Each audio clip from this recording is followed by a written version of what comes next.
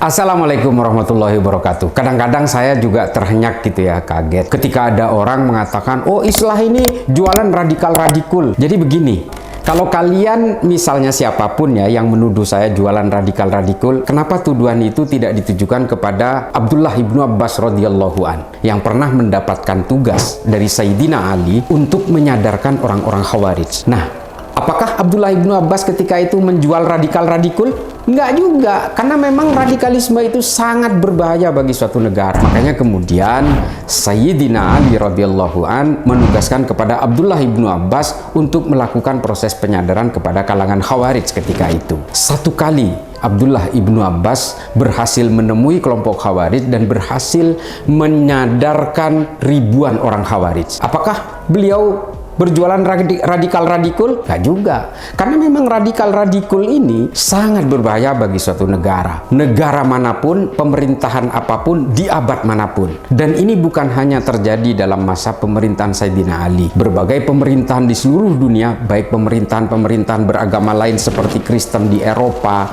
Hindu, Buddha, dan sebagainya. Juga kelompok radikal dan kelompok ekstrim serta kelompok teror ini selalu menjadi kerikil dalam sepatu dari peradaban manusia dalam pemerintahan apapun, dalam agama apapun.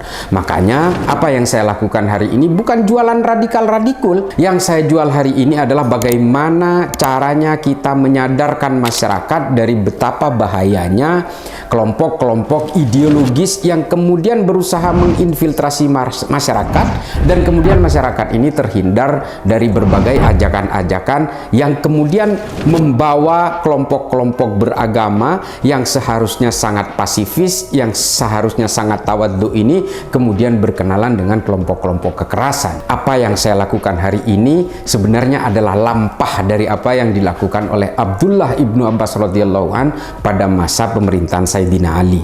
Kelompok Khawarij ketika itu melakukan perlawanan-perlawanan kepada pemerintahan Sayyidina Ali dan bahkan mengkafirkan Sayyidina Ali, yang akhirnya apa? Karena upaya-upaya pencegahan terhadap kelompok radikal ekstrim dan teror ini akhirnya berhasil membunuh Sayyidina Ali, dan ini fatal. Ini adalah catatan hitam dalam sejarah Islam itu sendiri ketika Sayyidina Ali justru dibunuh oleh sesama orang Islam dan dikafirkan oleh sesama orang yang mengaku Islam. Kita hari ini mungkin semua sepakat bahwa Khawarij ini bukan Islam. Khawarij ini adalah orang-orang yang bergerak pada tataran kepentingan politik tapi mengatasnamakan agama Islam. Oleh karena itu, apa yang dilakukan oleh negara ini dengan menangkap kelompok-kelompok radikal, ekstrim, teror itu sebenarnya bukan menangkap karena mereka beragama.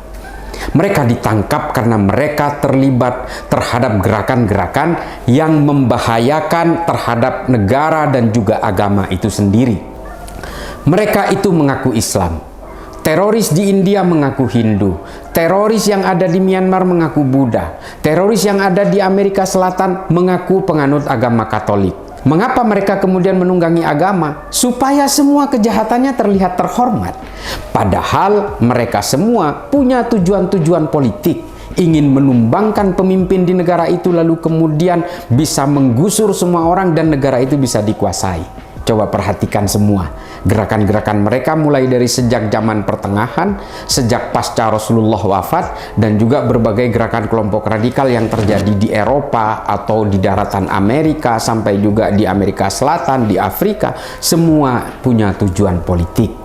Ingin menguasai negara, sehingga apa? Ketika mereka bisa menguasai negara, mereka berkeinginan untuk menghomogenisasi semua orang di negara itu lewat kekuasaan politik dan lewat agama juga. Mereka bisa membangun kepatuhan paksa terhadap rakyatnya untuk bisa sama dengan mereka. Tujuan-tujuan kelompok radikal ekstrim dan teror rata-rata ingin menguasai negara itu dan kemudian memaksa sama semua orang supaya sama dengan dirinya. Catatan yang paling harus diingat adalah bahwa berbagai pasukan anti-teror di berbagai negara itu sebenarnya bukan menangkap kelompok-kelompok teroris atau ekstremis itu bukan karena agamanya.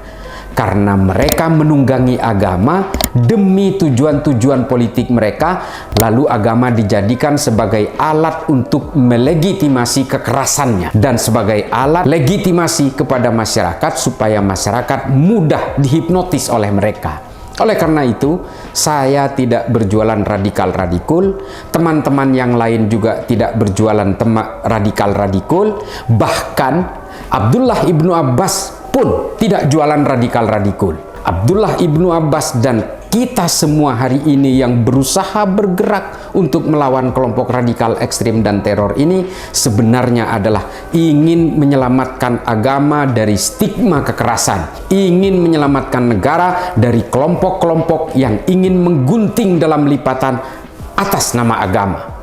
Demikian, wassalamualaikum warahmatullahi wabarakatuh.